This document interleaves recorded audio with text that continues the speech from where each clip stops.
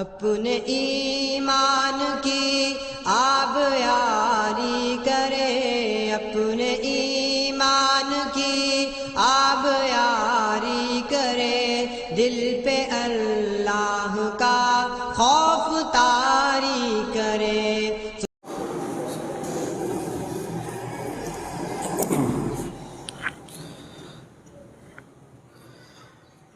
السلام علیکم ورحمۃ اللہ وبرکاتہ۔ ان الحمد للہ نحمده ونستعینه ونستغفره ونعوذ باللہ من شرور انفسنا ومن سیئات اعمالنا، من يهده الله فلا مضل له ومن يضلله فلا هادي له، وأشهد أن لا إله إلا الله وحده لا شريك له، وأشهد أن محمدا عبده ورسوله صلى الله عليه وسلم۔ أعوذ بالله السميع العليم من الشيطان الرجيم، يا أيها الذين آمنوا اتقوا الله حق تقاته ولا تموتن إلا وأنتم مسلمون۔ يا أيها الناس اتقوا ربكم الذي خلقكم من نفس واحدة وخلق منها زوجها وبث منهما رجالا كثيرا ونساء، واتقوا الله الذي تساءلون به والأرحام، إن الله كان عليكم رقيبا۔ يا أيها الذين آمنوا اتقوا الله وقولوا قولا سديدا يصلح لكم أعمالكم ويغفر لكم ذنوبكم، ومن يطع الله ورسوله فقد فاز فوزا عظيما۔ أما بعد فإن خير الحديث كتاب الله، وخير الهدي هدي محمد صلى الله عليه وسلم، وشر الأمور محدثاتها، وكل محدثة بدعة، وكل بدعة ضلالة، وكل ضلالة في النار۔ قال الله تبارك وتعالى في القرآن المجيد والفرقان الحميد، أعوذ بالله من الشيطان الرجيم، ومن آياته أن خلق لكم من أنفسكم أزواجا لتسكنوا إليها وجعل بينكم مودة ورحمة، إن في ذلك لآيات لقوم يتفكرون۔ وقال الآخر هو الذي خلقكم من نفس واحدة وجعل منها زوجها ليسكن إليها، وقال النبي صلى الله عليه وسلم لا ينظر الله إلى امرأة لا تشكر لزوجها، وقال الآخر لم ير للمتحابين مثل النكاح، أو كما قال عليه الصلاة والسلام۔ اللهم صل على محمد وعلى آل محمد كما صليت على إبراهيم وعلى آل إبراهيم إنك حميد مجيد۔ اللهم بارك على محمد وعلى آل محمد كما باركت على إبراهيم وعلى آل إبراهيم إنك حميد مجيد۔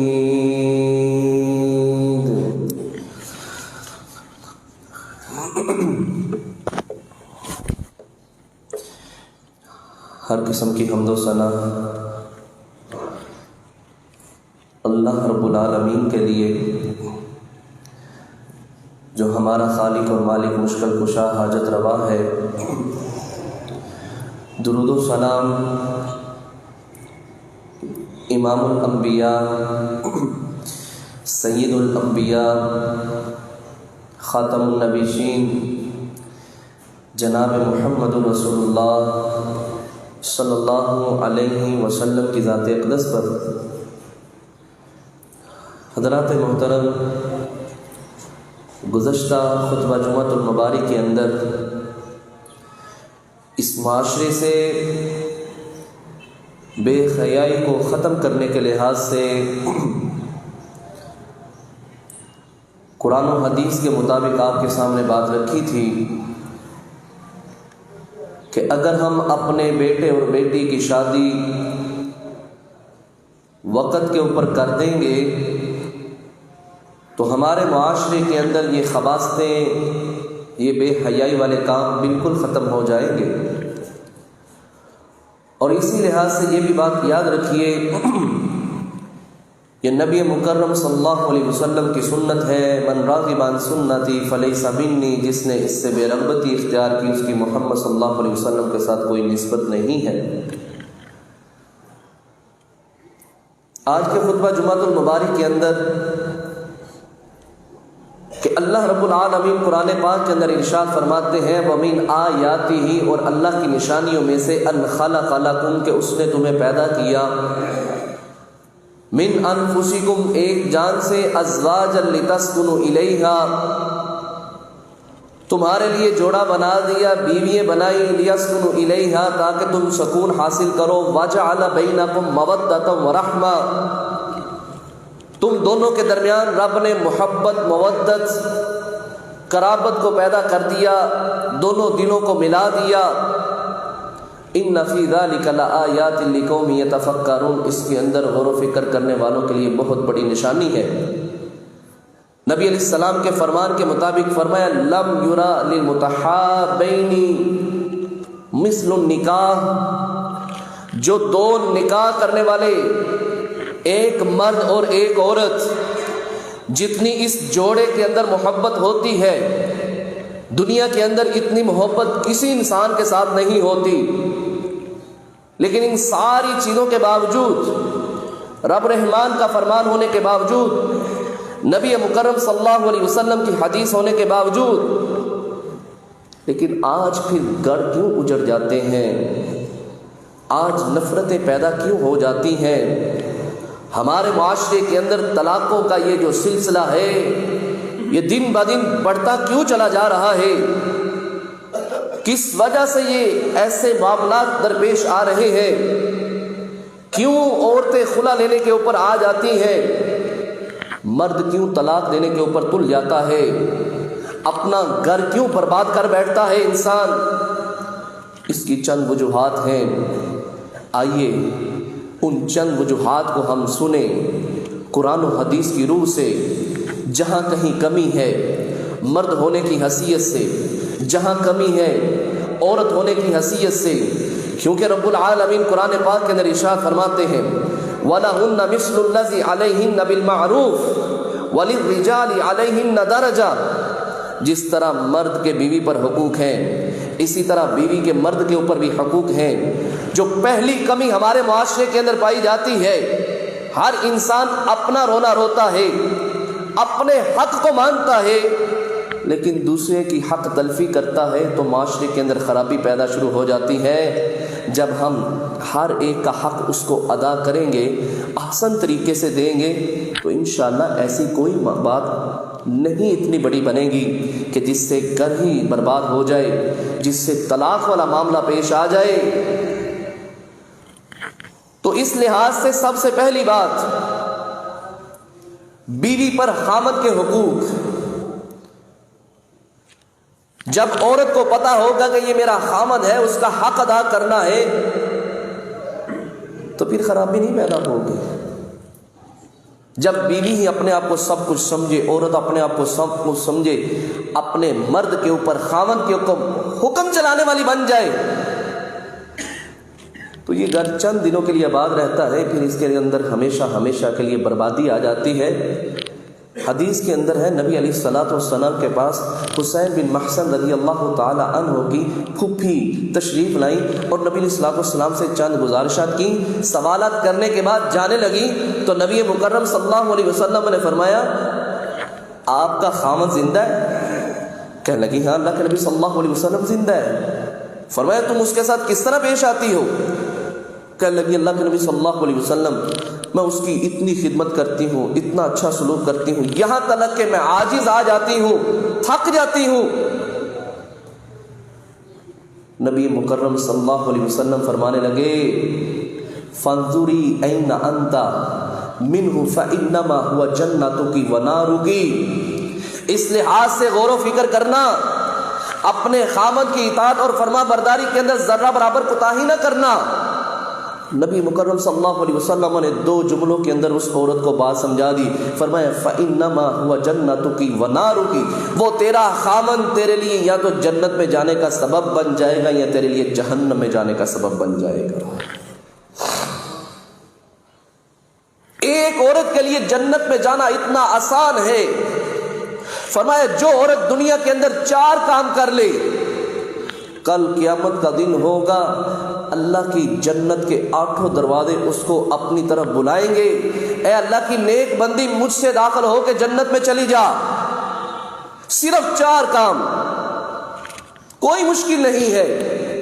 5 نمازوں کی پابندی کرے، فرض نمازوں کی، رمضان المبارک کے مہینے کے روزے رکھے، اپنی شرمگاہ کی حفاظت کرے اور اپنے خامد کی اطاعت کرے۔ نبی مکرم صلی اللہ علیہ وسلم نے فرمایا کل قیامت کا دن ہوگا اس کو جنت کے 8 دروازے اپنی طرف بلائیں گے، کوئی مشکل نہیں ہے۔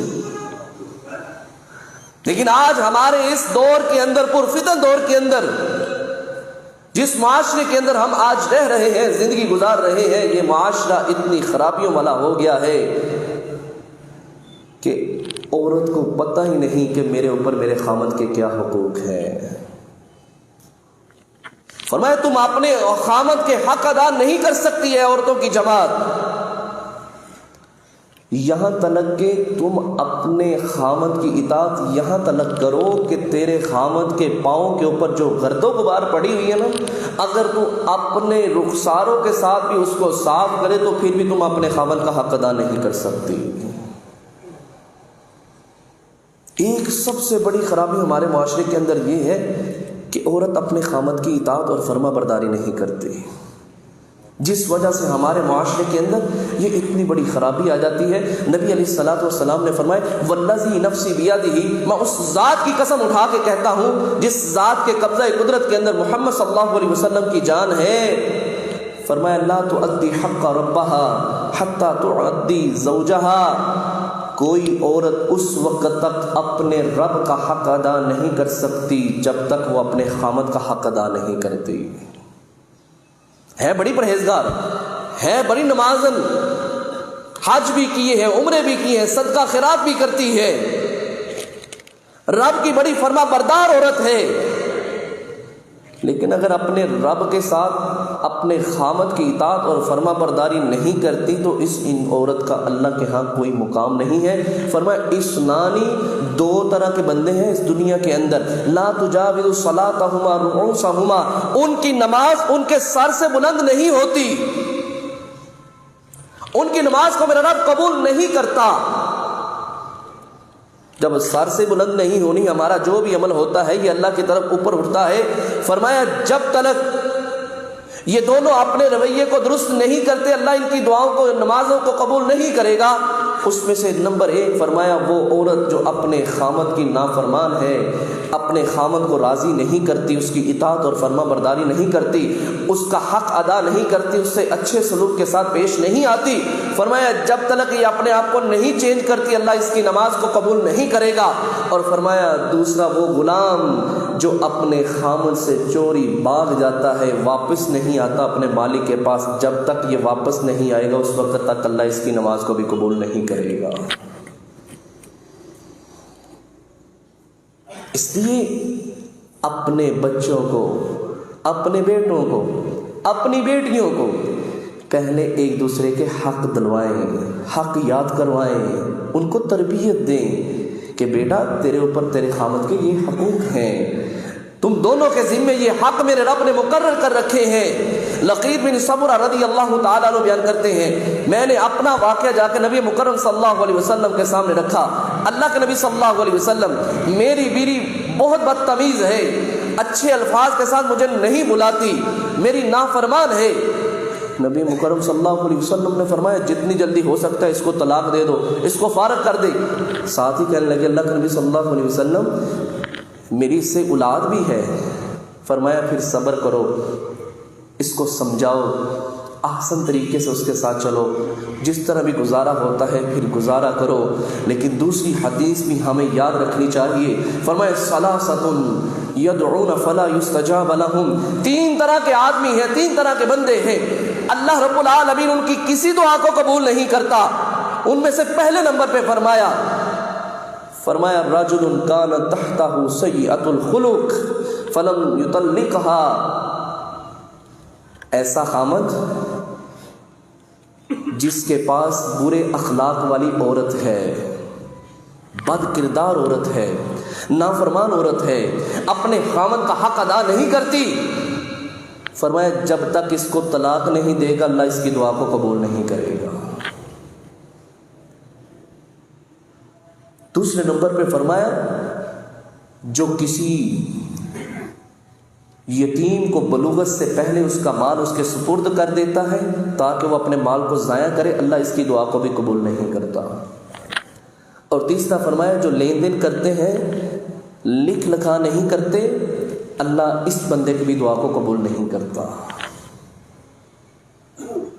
کتنی سخت وعید، فرمایا اللہ رب العالمین اس بندے کی دعا کو قبول نہیں کرتا جس کے گھر کے اندر بدتمیز عورت ہے،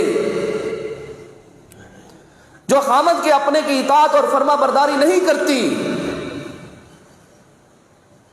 فرمایا اس کو خدا کا خوف کھانا چاہیے، اس کو ایسا کام نہیں کرنا چاہیے۔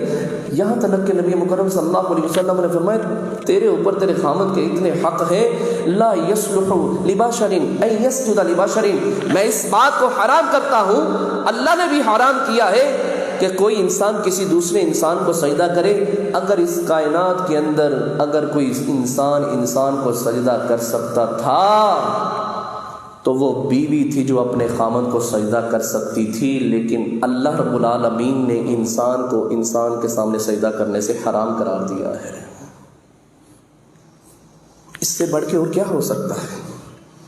یہ جو مجازی خدا ہے، جو ساری ضروریات پوری کرتا ہے، جو سارے معاملات ہینڈل کرتا ہے۔ نبی مکرم صلی اللہ علیہ وسلم کے سامنے ایک نوجوان لڑکی کو لایا گیا، اس کا باپ بھی ساتھ تھا۔ کہنے لگے اللہ کے نبی صلی اللہ علیہ وسلم اس میری بیٹی کو سمجھائیے، میں اس کو شادی کا کہتا ہوں، یہ شادی نہیں کرواتی۔ فرمایا تم اپنے باپ کی بات کو کیوں نہیں مانتی؟ کہنے لگے اللہ کے نبی صلی اللہ علیہ وسلم پہلے مجھے یہ بتلائیے کہ خامد کے حقوق کیا ہیں۔ فرمایا تیرے خامد کے تیرے اوپر یہ حقوق ہیں کہ اگر تیرے خامد کو کوئی زخم بن جائے، اس کے اندر گندا خون اور پیپ ہو، اور پھر تو اس کو اپنے منہ کے ساتھ نکالنے کی کوشش کرے، یہ کام تو کر بھی لے پھر بھی تو اپنے خامد کا حق ادا نہیں کر سکتی۔ یہ اللہ رب العالمین نے مرد کو علیہن درجہ، میرے رب نے ان کو فضیلت دی ہے۔ یہ گھر اگر بسانا ہے، گھر آباد کرنا ہے، گھر کے اندر خوشحالی لانی ہے، ہمیشہ گھر کو آباد رکھنا ہے، ہمیشہ ساری زندگی اکٹھے رہنا ہے، تو پھر ہمیں یہ عمل کرنا پڑے گا۔ اگر ہم خامد کے حقوق کے اندر کمی کریں گے تو یہ کام مسلسل نہیں چلے گا، یہ ایک نہ ایک دن یہ بندھن ٹوٹ جائے گا، یہ گھر بے آباد ہو جائے گا۔ نبی مکرم صلی اللہ علیہ وسلم نے فرمایا اللہ اکبر، تیرے خامد کے تیرے اوپر کتنے حقوق ہیں۔ اگر تو اونٹ کے اوپر پلان کے اوپر بیٹھی ہوئی ہے، تو تندور کے اوپر روٹیاں لگا رہی ہے، اگر تیرا خامد تمہیں بلائے، نقصان ہوتا ہے ہو جائے، لیکن تو اپنے خامد کی نافرمانی نہیں کر سکتی۔ تندور کو چھوڑ کے آ جا، روٹیاں لگی ہیں چھوڑ کے آ جا، اپنے خامد کی بات کو مان، اپنے خامد کی بات کو سن۔ لیکن آج ہمارا معاشرہ دیکھ لیجیے، خاوند کیا کہتا ہے، عورت کیا کرتی ہے، کس طرح کے ہمارے نظام ہیں، کس طرح کی ہماری خوشی اور غمیوں کے نظام ہیں. پھر یہ چند دن ہی گھر چلے گا نا، یہ چند دن ہی گھر آباد ہوگا، یہ چند دن یہ معاملہ چلیں گے. حضرت صفوان بن معطل رضی اللہ تعالیٰ عنہ کی بیوی نبی مکرم صلی اللہ علیہ وسلم کے سامنے شکایت لے کے حاضر ہوئی. کہنے لگی اللہ کے نبی صلی اللہ علیہ وسلم، میرا خامد مجھے نفلی نماز نہیں پڑھنے دیتا، میرا خامد مجھے نفلی روزہ نہیں رکھنے دیتا. فرمایا صفوان بات سنو. صفوان رضی اللہ تعالیٰ عنہ تشریف لائے. فرمایا تم نماز نہیں پڑھنے دیتے اس کو؟ کہنے لگے اللہ کے نبی صلی اللہ علیہ وسلم یہ جب نماز پڑھنے لگتی ہے نا تو نماز ہی پڑھتی رہتی ہے، ایک صورت مکمل کی، دوسری صورت مکمل کی، لمبی صورتیں پڑھنا شروع کر دیتی ہیں. میں خامد ہوں، میں گھر میں آتا ہوں، میرے پاس بیٹھے. اچھا تو نفلی روزے نہیں رکھنے دیتا؟ اللہ کے نبی صلی اللہ علیہ وسلم یہ روزے رکھتی ہے، چھوڑتی نہیں، روزے ہی مسلسل رکھی جاتی ہے نفلی. اللہ اکبر.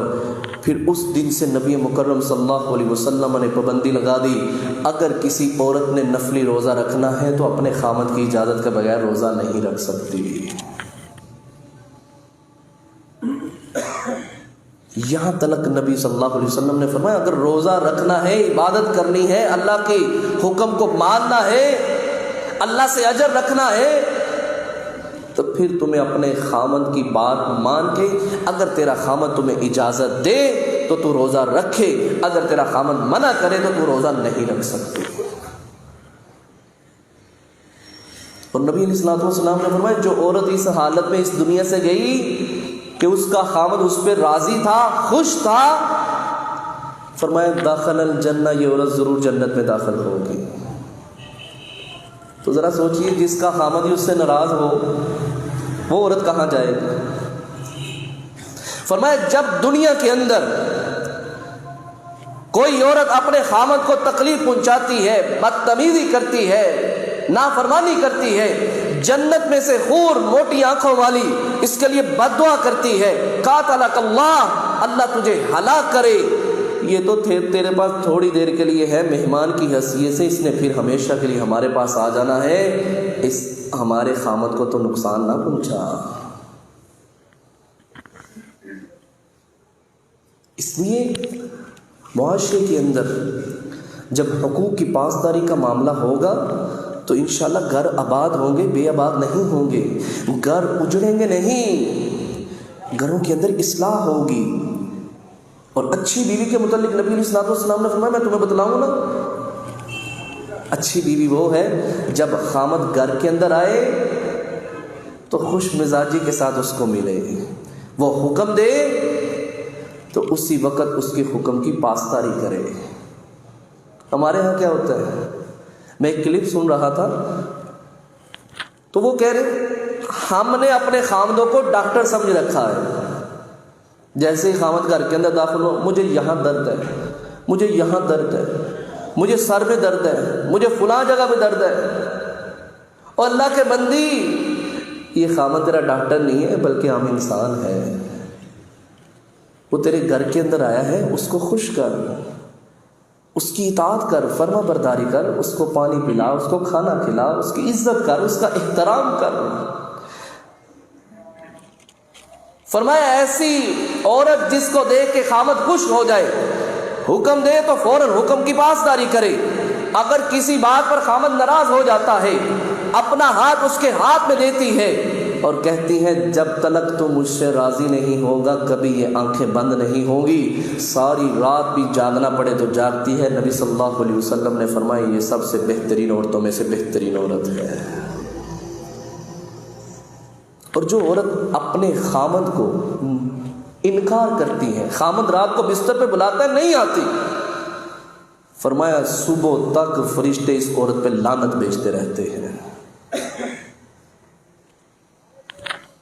اس لحاظ سے اپنے خامد کے شکر گزار بننا چاہیے. اپنے خامد کی ناشکری کو میرا رب برداشت نہیں کرتا.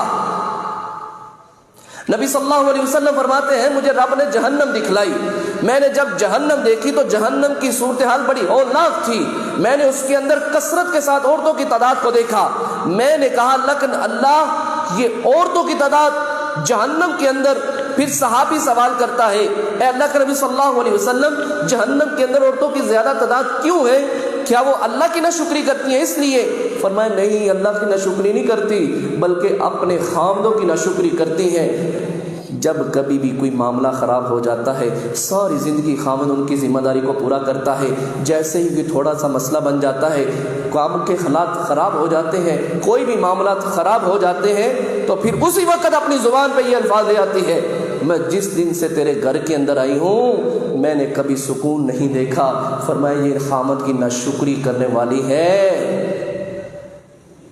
اس لیے جہنم کے اندر ان عورتوں کی تعداد زیادہ ہے۔ اور فرمایا لا ينظر اللہ الى امرأة لا تشکر لزوجها، اللہ رب العالمین اس عورت کی طرف نظر رحمت سے نہیں دیکھتا جو عورت اپنے خامد کی ناشکری کرنے والی ہے، رب العالمین اس کی طرف نظر رحمت سے نہیں دیکھتا۔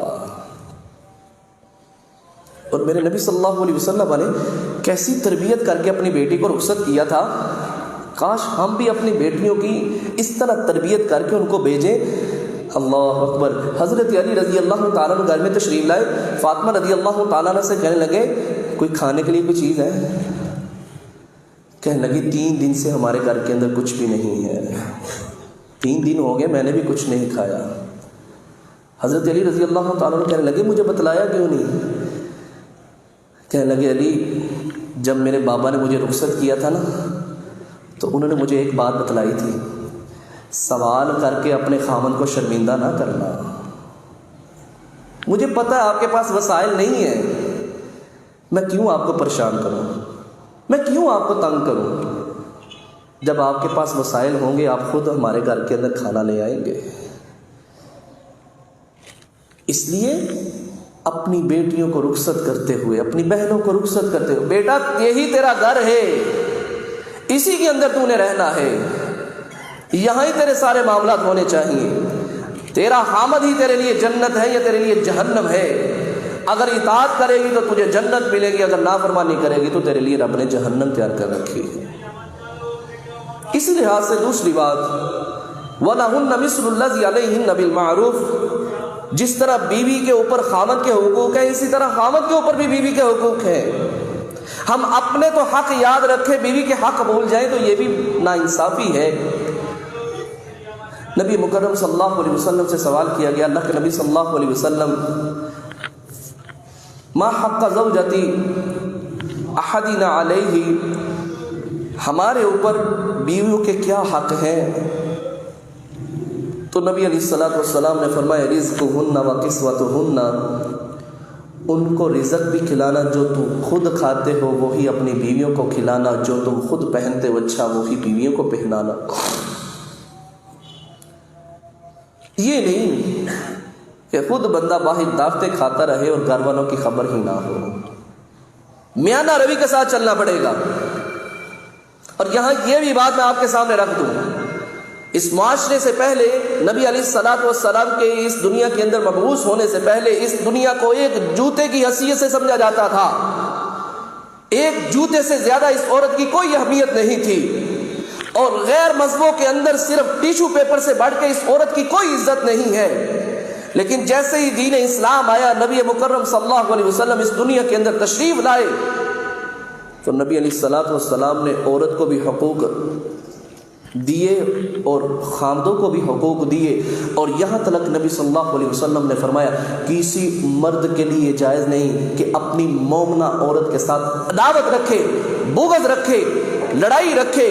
اگر ایک عادت اس کے اندر اچھی نہیں تو دوسری تو اچھی ہوگی نا، اس ایک عادت کو ہی تم لے کے دوسری ساری اچھی عادتوں کے اوپر پانی پھیر دو، یہ بھی کوئی اچھی بات نہیں ہے۔ فرمایا تم اپنی بیوی سے عداوت والا چکر نہ رکھنا، عداوت والا معاملہ نہ کرنا، اپنی بیوی سے محبت کے ساتھ پیش آنا، اور یہ فطرتی بات ہے۔ نبی مکرم صلی اللہ علیہ وسلم نے فرمایا میں تمہیں تمہاری بیویوں کے متعلق اچھے سلوک کی نصیحت کرتا ہوں، اور فرمایا یہ بات یاد رکھو عورت پسلی سے پیدا کی گئی ہے، اور یہ سب سے اوپر والا جو حصہ ہے نا پسلی کا، یہ سب سے زیادہ ٹیڑھا ہے۔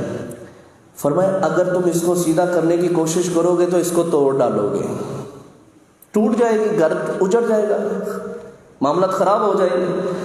اگر اس کو اسی طرح رہنے دو اور احسن طریقے سے اس کے ساتھ چلتے رہو تو یہ اسی کے اندر تمہارا فائدہ ہے، اسی کے اندر تمہاری بہتری ہے، اسی کے اندر تمہاری زندگی کے اندر سکون ہے۔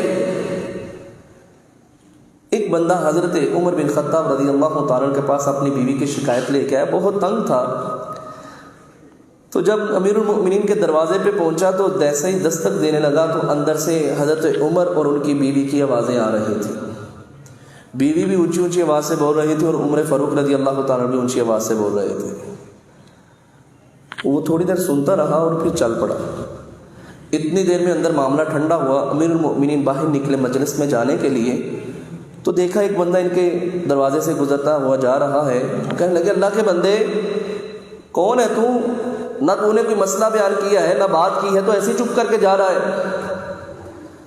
کہنے لگا جناب میں تو اپنی شکایت لے کے آیا تھا، جو معاملہ میرے ساتھ پیش ہوتا ہے وہی آپ کے ساتھ ہو رہا ہے۔ اللہ اکبر۔ امیر المؤمنین کہنے لگے بات سنو، یہ جو میری بیوی ہے نا مجھے کھانا بھی دیتی ہے، میرے کپڑے بھی دھوتی ہے، میرے بچوں کی خدمت کرتی ہے، گھر کا سارا کام کرتی ہے، وہ بھی ایک انسان ہے، عورت ہے، اس کے جسم کے اندر بھی دل ہے، میرے رب نے عزت رکھی ہے اس کی بھی، تو ہو جاتا ہے معاملہ۔ لیکن اگر میں اس کی ایک عادت کو لے کے اس کے پچھلے سارے معاملات کے اوپر پانی پھیر دوں تو اس طرح گھر نہیں چلیں گے، گھر آباد نہیں ہوں گے۔ اس لیے کبھی کبھار گھر کے اندر یہ معاملات بن جاتے ہیں تو کوئی مسئلہ نہیں بھائی جان، آپ اس سے دیکھیں سکون ہی حاصل کریں گے۔ اگر آپ اپنے کھانے کے لیے، پہننے کے لیے جو کپڑے پہنتے ہیں اس کے لیے، اپنے بچوں کی خدمت کے لیے اگر کسی بندے کو منتخب کریں گے تو اس کو پیسے دیں گے، آپ کے اس کے معاملات کو حل کرنا پڑے گا، لیکن یہ بیچاری بغیر کسی تنخواہ کے، بغیر کسی پیسے کے یہ سارے معاملات حل کر رہی ہے۔ تو اس لیے جہاں خاندوں کے اوپر حقوق ہے اسی طرح بیویوں کے ذمہ بھی حقوق ہے، دونوں کے حقوق ہیں، دونوں کو ساتھ لے کے چلیں گے تو پھر کام چلے گا۔ اگر ایک کا اپنا حق ماننے اور دوسرے کا حق کھا جائے، دوسرے کے اوپر ایسے تان زنی کرے تو میرے بھائیوں ایسے گھر آباد نہیں ہوں گے۔ نبی مکرم صلی اللہ علیہ وسلم نے فرمایا میں دو کمزوروں کا حق کھانا حرام کرتا ہوں، فرمایا ایک یتیم کا حق اور ایک عورت کا حق۔ یہ عورت ہے، یہ تیری عزت ہے، یہ تیرے دل کا سکون ہے۔ آج ہم اس عورت کو بڑی حقارت کے ساتھ دیکھتے ہیں اور ہمارا معاشرہ اتنا گر چکا ہے کہ ہم اپنی بیوی کا نام لینا بھی برداشت نہیں کرتے۔ لوگ کیا کہیں گے، اس نے اپنی بیوی کا نام لے لیا، یہ اپنی بیوی کو نام لے کے بلاتا ہے۔ نبی صلی اللہ علیہ وسلم نے فرمایا لوگوں تم میں سے کامل ایمان والا وہ ہے جس کا اخلاق اچھا ہے، اور سب سے اخلاق اچھا اس انسان کا ہے جو اپنے گھر والوں کے لیے اچھا ہے، اور میں محمد صلی اللہ علیہ وسلم اپنے گھر والوں کے لیے اچھا ہوں، لہٰذا جو اچھا بننا چاہتا ہے اسے پہلے گھر والوں کے لیے اچھا بننا پڑے گا تو پھر باہر والوں کے لیے اچھا بنے گا۔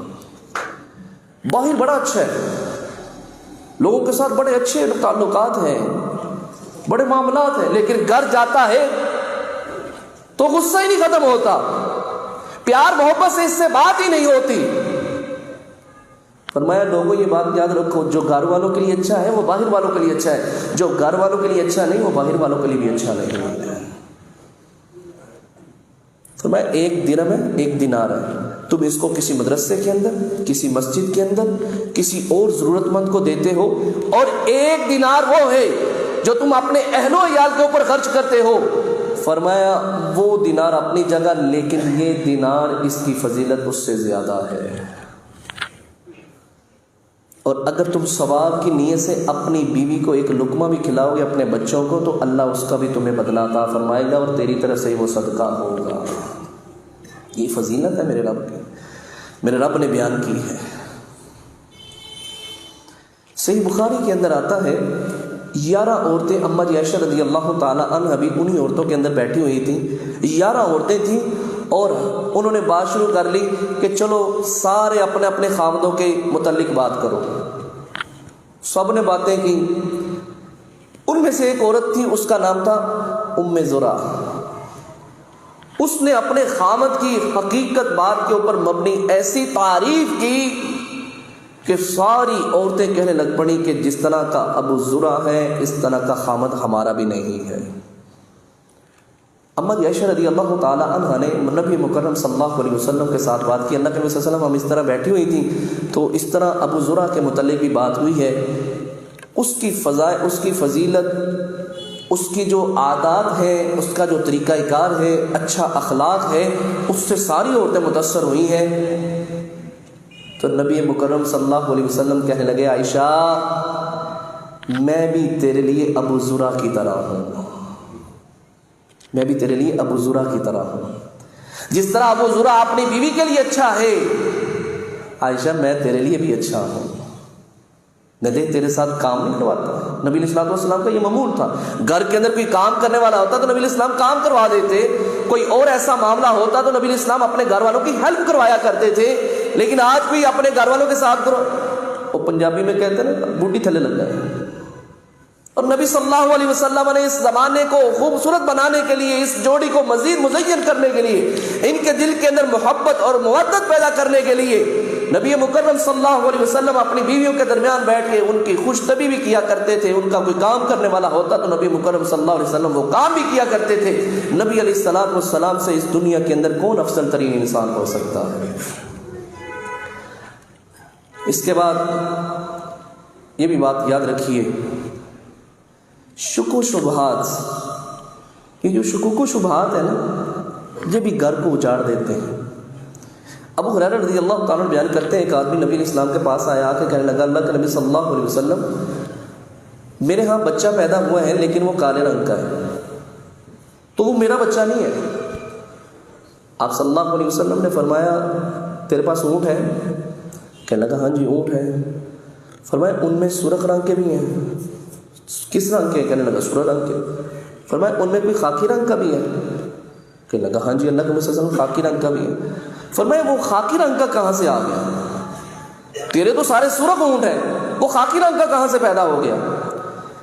کہنے لگا اللہ کے نبی صلی اللہ علیہ وسلم اس سے پہلے کوئی ایسا خاکی رنگ کا ہوگا، وہ رگ چلتی ہوئی اب اس نے اس کو جنم دے دیا ہوگا.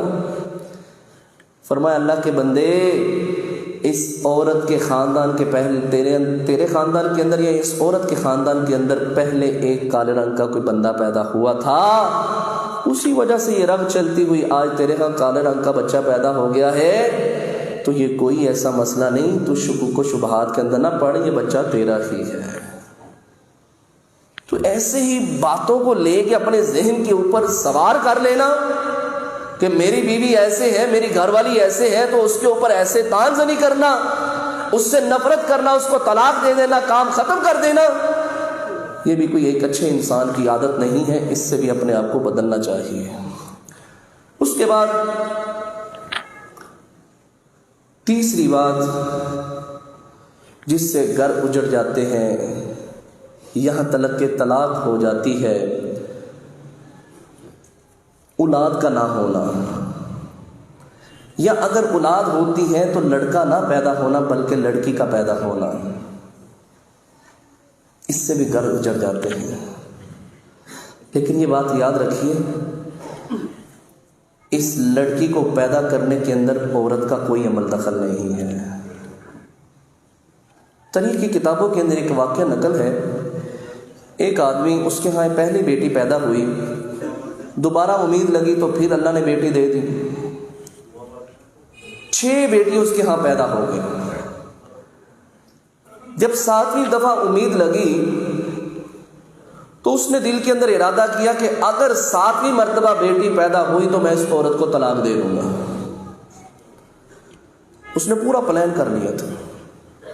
ایک رات کو وہ سویا، وقت قریب تھا پیدائش کا، رات کو سویا، اس کو خواب کے اندر میرے رب نے دکھایا کہ قیامت قائم ہو گئی ہے.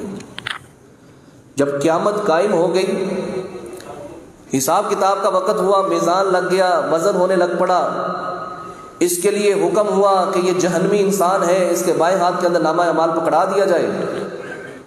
اس کو نامہ اعمال پکڑا دیا گیا، فرشتے اس کو جہنم کی طرف لے جا رہے ہیں۔ پہلے دروازے پہ پہنچتا ہے، پہلی بیٹی کھڑی ہو جاتی ہے، کہتی نہیں، میں اپنے باپ کو جہنم میں نہیں جانے دوں گی۔ دوسرے دروازے پہ جاتا ہے، دوسری بیٹی سامنے آ جاتی ہے۔ تیسرے دروازے پہ جاتا ہے، تیسری بیٹی سامنے آ جاتی ہے۔ چھٹے دروازے پہ پہنچتا ہے تو چھٹی بیٹی کھڑی ہو جاتی ہے۔ اب دل میں سوچ رہا ہے میری تو بیٹی 6 ہیں، جہنم کے دروازے 7 ہیں، اب کیا بنے گا؟ اللہ اکبر۔ اسی پریشانی کے اندر اس کی آنکھ کھلتی ہے تو سب سے پہلی دعا یہ کرتا ہے، اللہم ارزقنا سابیاتا، اللہ اگر 7ویں بھی کوئی چیز دینی ہے، بیٹا یا بیٹی، تو میں اللہ تجھ سے دعا کرتا ہوں مجھے بیٹی عطا فرمانا، تاکہ جہنم کا جو 7واں دروازہ ہے وہ بھی میری بیٹی بند کروا دے۔ میرا رب ان بیٹیوں کو رحمتیں بنا کے بھیجتا ہے۔ اگر یہ عیب زدہ چیز ہوتی تو کبھی میرا رب نبی مکرم صلی اللہ علیہ وسلم کو صرف بیٹیاں نہ عطا فرماتا۔ آپ صلی اللہ علیہ وسلم کی 4 بیٹیاں تھیں جو نبی علیہ السلام کی حیات مبارکہ کے اندر 3 فوت ہو گئیں، 1 زندہ رہی تھی۔ بچے تو بچپنے کے اندر ہی فوت ہو گئے تھے۔ یہ خدا کی کرنی ہوتی ہے، اللہ کسی کو بیٹے دیتا ہے، کسی کو بیٹیاں دیتا ہے۔ یہ اس کے اندر نہ مرد کا ہوتا ہے معاملہ، نہ عورت کا ہوتا ہے۔ اللہ رب العالمین قرآن کے اندر فرماتا ہے وَلِلَّهِ مُلْكُ السَّمَاوَاتِ وَالْأَرْضِ يَخْلُقُ مَا يَشَاءُ يَهْبُ لِمَن يَشَاءُ إِنَاثًا وَيَهْبُ لِمَن يَشَاءُ الذُّكُورَ أَوْ يُزَوِّجُهُمْ ذُكْرَانًا وَإِنَاثًا وَيَجْعَلُ مَن يَشَاءُ عَقِيمًا إِنَّهُ عَلِيمٌ قَدِيرٌ۔ اللہ ہی مالک ہے زمین و آسمان کا، جس کو چاہے بیٹیاں دے، جس کو چاہے بیٹے دے، جس کو چاہے صرف بیٹیاں دے، جس کو چاہے صرف بیٹے دے، جس کو چاہے دونوں دے۔ وَيَجْعَلُ مَن يَشَاءُ عَقِيمًا، جس کو چاہے میرا رب باز کر دے۔ اس ذات کو کوئی بھی کائنات کے اندر پوچھنے والا نہیں ہے۔ تو کس طرح کہتا ہے اس نے بیٹی پیدا کر دی؟ ایسے ایسے واقعات اس دنیا کے اندر رونما ہوئے کہ بیٹی کا پتہ چلا کہ بیٹی ہوئی ہے، فون کے اوپر ہی طلاق دے دی، میں نے تمہیں نہیں رکھنا۔ وہ بیچاری بیوی اکیلی ہسپتال کے اندر پڑی ہوئی ہے، نہ اس کے سسرال کی طرف سے کوئی آیا ہے، نہ دوسری طرف سے کوئی آیا ہے، وہ بیچاری اکیلی ہی ہسپتال میں پڑی ہے۔ اس کے اندر اس عورت کا کیا قصور؟ مسند احمد کے اندر حدیث آتی ہے، جب نبی مکرم صلی اللہ علیہ وسلم سے عبداللہ بن سلام رضی اللہ تعالی عنہ نے سوال کیے تھے، اس وقت یہ مسلمان نہیں ہوئے تھے، کہ اللہ کے نبی صلی اللہ علیہ وسلم آپ اللہ کے اگر سچے نبی ہیں تو یہ بتلائیے کہ کبھی بچہ ماں کے اوپر چلا جاتا ہے، کبھی بچے کی شکل باپ کے اوپر چلی جاتی ہے، کبھی لڑکی پیدا ہوتی ہے، کبھی لڑکا پیدا ہوتا ہے، تو نبی علیہ الصلوۃ والسلام نے فرمایا جس کا پانی غالب آ جاتا ہے، اگر عورت کا پانی غالب آتا ہے تو ماں کی صورت اختیار کر جاتا ہے بچہ، اگر باپ کا پانی غالب آتا ہے تو باپ کی صورت اختیار کر جاتا ہے۔ اسی طرح اگر ماں کا پانی غالب آتا ہے تو لڑکی پیدا ہوتی ہے، اور اگر باپ کا پانی غالب آتا ہے تو لڑکا پیدا ہوتا ہے۔ اس کے اندر تیرا اپنا قصور ہے، اس کے اندر عورت کا تو کوئی قصور نہیں ہے۔ اور پچھلے سالوں کے اندر جب میں نے یہ جمعہ پڑھایا، میرے پاس ایک ڈاکٹر صاحب تشریف لے آئے، کہنے لگے حافظ صاحب یہ بات یاد رکھیے، جب مرد کے اندر کوئی کمی کوتاہی ہوتی ہے، اس کے جراثیم کے اندر کمی ہوتی ہے تو تب بچی پیدا ہوتی ہے، وگرنہ بیٹا ہی پیدا ہوتا ہے۔ تیرا قصور ہے، اس عورت کا بیچاری کا کیا قصور؟ یہ اللہ کی عطا کردہ ہوتی ہے چیز، جس کو جو دینا چاہے وہ دے سکتا ہے، بیٹی دے بیٹا دے، اس کو کون پوچھنے والا ہے؟ کہتا ہے بیٹا ہی پیدا ہوئی ہے میں اس کو نہیں رکھوں گا، طلاق دے دیتا ہے، گھر اجاڑ دیتا ہے، گھر برباد کر دیتا ہے۔ یہ بڑی ہی گندی حرکت ہے۔ اپنے رویوں کو چینج کیجیے، اپنے ذہن کے اندر یہ عقیدہ بنائیے کہ سب کچھ کرنے والی ذات اللہ کی ذات ہے۔ اللہ جسے چاہے بیٹے دے، جسے چاہے بیٹیاں دے، جسے دونوں چاہے دے دے، اور جس کو چاہے کچھ بھی نہ دے، ساری زندگی مانگتا رہے، اللہ پھر بھی نہ عطا کرے، پھر کیا ہم اللہ کا کر لیں گے؟ اسی لحاظ سے اگلی بات ہمارے ہاں یہ بھی طلاقوں کا ایک سلسلہ چل نکلا ہے، اس حوالے سے بھی گھر اجڑ رہے ہیں۔ لو میرج کے اوپر جو شادیاں ہوتی ہیں، پسند کی شادیاں ہوتی ہیں، یہ پہلے بہت سبز باغ دکھائے جاتے ہیں، آپس میں فونوں کے اوپر معاملات کیے جاتے ہیں، لیکن جب یہ گھر آباد ہونے کے قریب ہوتا ہے، نکاح ہو جاتا ہے، پھر دوریاں پیدا ہو جاتی ہیں۔ اس لحاظ سے یہ بھی ایک طلاق کا ایک سبب ہے۔ اسی طرح دوسری شادی کرنے کے حوالے سے بھی پہلی بیوی موجود ہے، دوسری لے آیا، اس سے بھی گھر آباد نہیں ہوتے بلکہ برباد ہو جاتے ہیں۔ اگر ایک کے ساتھ اچھا گزارا ہو رہا ہے تو ٹھیک ہے، ہاں اگر دوسری شادی کا آپ مستحق ہیں، دونوں کے اندر انصاف کر سکتے ہیں، میاں روی کے ساتھ چل سکتے ہیں، تو عورت کو بھی برداشت کرنا چاہیے، کوئی مسئلہ نہیں، تیرے حقوق اپنی جگہ، اس کے حقوق اپنی جگہ۔ اگر خاوند اس کے اندر کمی کوتاہی کرے گا، کل قیامت کا دن ہوگا، اللہ رب العالمین جب اس کو قبر سے اٹھائے گا، اس کا ایک حصہ فالح زدہ ہوگا، اللہ رب العالمین ساری کائنات کے اندر دنیا کے سامنے اللہ اس کو عبرت کا نشان بنا دے گا۔ اگلی بات، خلا لینا۔ بعض عورتیں جذبات کے اندر آ کے خلا لے لیتی ہیں۔ خلا کا مطلب یہ ہوتا ہے کہ بیوی عورت کورٹ کے اندر اپیل دائر کرتی ہے، درخواست دیتی ہے، قاضی حاکم زبردستی اس مرد سے اس کو طلاق دلواتا ہے، یہ رشتہ نکاح ختم کروانے کی کوشش کرتا ہے۔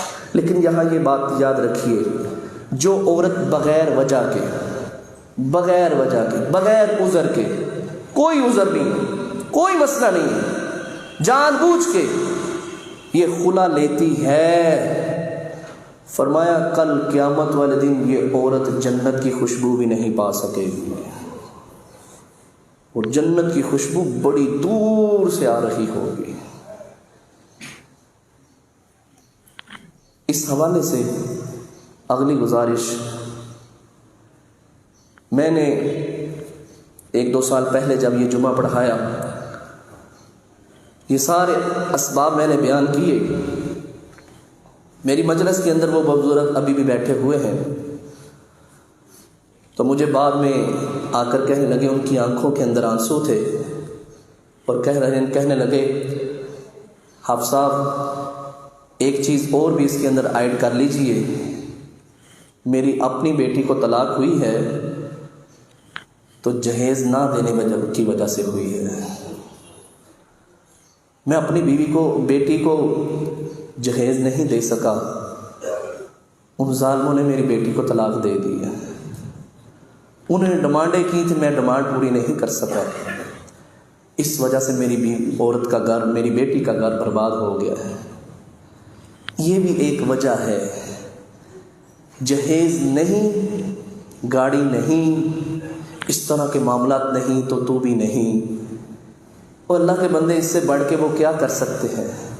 انہوں نے اپنی بیٹی تمہیں بڑی کر کے تمہیں دے دی ہے، وہ بھی عزت کے لائق ہے، ان کی بھی عزت کرو، ان کے ساتھ بھی اچھا سلوک کرو، ان کو گالیاں دیتے ہو، اس کے والدین کو، اس کو برا بھلا کہتے ہو، نہیں میرے بھائی، جس طرح مرد کے اوپر عورت کے حقوق ہیں، اسی طرح عورت کے مرد کے اوپر بھی حقوق ہیں۔ آخری گزارش، جذبات کے اندر آ کے کوئی ایسا معاملہ بن جاتا ہے، انسان غصے کے اندر طلاق کہہ دیتا ہے، انسان کچھ بھی کہہ سکتا ہے، فطرتی معاملہ ہے، میرے رب نے اس کے اندر جذبات رکھے ہیں، اور شیطان کی وجہ سے غصے کے اندر آ کے طلاق کہہ دیتا ہے۔ اب اس کا حل کیا ہے، میں تفصیل کے اندر نہیں جانا چاہتا، لیکن ایک بات آپ کے سامنے بیان کرنا چاہتا ہوں۔ ہمارے اس معاشرے کے اندر ایک بہت بڑی خباثت پائی جاتی ہے، بلکہ اس حوالے سے اڈے بھی بنے ہوئے ہیں، اللہ ان کے اوپر لعنت فرمائے۔ اللہ اکبر، طلاق ہو گئی، اب اس نے پہلے خامد کی طرف رجوع کرنا ہے تو یہ خلالہ کروائے گی، خلالہ، کرائے کا سانڈ، یہ اس کے ساتھ 2-3 دن کے لیے نکاح کیا جائے گا، یہ اس بندے کی عزت کے ساتھ کھیلے گا، اور 2-3 دن کے بعد اس کو طلاق دے دے گا، یہ اپنے پہلے خامد کے لیے حلال ہو جائے گی۔ نبی مکرم صلی اللہ علیہ وسلم نے حلالہ کرنے والے اور حلالہ کروانے والے کے اوپر لعنت فرمائی ہے، اور حضرت عمر بن خطاب رضی اللہ تعالیٰ عنہ کہتے ہیں اگر مجھے دونوں کا پتہ چل جائے نا کہ یہ حلالہ کرنے والا یہ حلالہ کروانے والی ہے، فرمایا میں ان کو زمین کے اندر گاڑ کے اتنا ماروں کہ پتھر مار مار کے ان کو رجم کر دوں گا، ان کی روح نکل جائے، وہ اس دنیا سے گندے لوگ ختم ہو جائیں۔ اس لیے میرے بھائیوں کبھی ایسی بری چیز کا حصہ نہ بنیے گا، قرآن و حدیث پر مبنی مسائل کو سنیے گا۔ انسان ہونے کے ناطے کوئی نہ کوئی مسئلہ درپیش آ ہی جاتا ہے، چاہے میری بیوی ہے، چاہے میری بیٹی ہے، چاہے میری بہن ہے، چاہے میرے دوست کی کوئی معاملہ ہے، کوئی بھی قریبی تعلق ہے، اس خباثت سے لوگوں کو روکیے کہ یہ حلالے والے کام کے اندر نہ پڑیں۔ یہ حلالے والا کام حرام ہے، دین اسلام نے اس کو حرام کیا ہے، اور اس کے اڈے باقاعدہ بنے ہوئے ہیں لاہور کے اندر، کراچی کے اندر، بے شمار جگہوں کے اوپر یہ اس طرح خباثتیں کی جاتی ہیں۔ اللہ سے دعا کیجیے اللہ ہمارے معاشرے کے اندر قرآن و سنت کا نفاذ آ جائے۔ تو اس کی میرے بھائیوں یہ چند بنیادی چیزیں ہیں، اس لحاظ سے اگر ہم ان کے اوپر عمل پیرا ہوں گے انشاءاللہ ہمارے گھر کبھی بے آباد نہیں ہوں گے، گھر کبھی ان کے اندر بربادی نہیں آئے گی، یہ کبھی گھر نہیں اجڑیں گے۔ جب ہم ایک دوسرے کے حقوق کا خیال رکھیں گے اللہ رب العالمین ان دونوں کے اندر مودت محبت پیدا فرما دے گا، اور نبی اسلام کے فرمان کے مطابق کہ جتنی محبت جتنی مودت ایک شادی شدہ جوڑے کے اندر ہوتی ہے یہ دوسرے جوڑے کے اندر نہیں ہوتی، دوسری دوستی کے اندر نہیں ہوتی، اللہ نے اس کے اندر برکت رکھی ہے۔ اللہ سے دعا ہے اللہ رب العالمین ہم سب کے گھروں کو آباد فرمائے، جن کی بیویوں بیٹیوں کو طلاق ہوگی اللہ ان کے لیے اچھے رشتے عطا فرمائے، جن کی بیٹیاں کہیں کسی دوسرے گھر کے اندر تنگ ہیں پریشان ہیں اللہ ان کے لیے اچھے معاملات درپیش فرما دے۔ آمین وما علینا الا البلاغ۔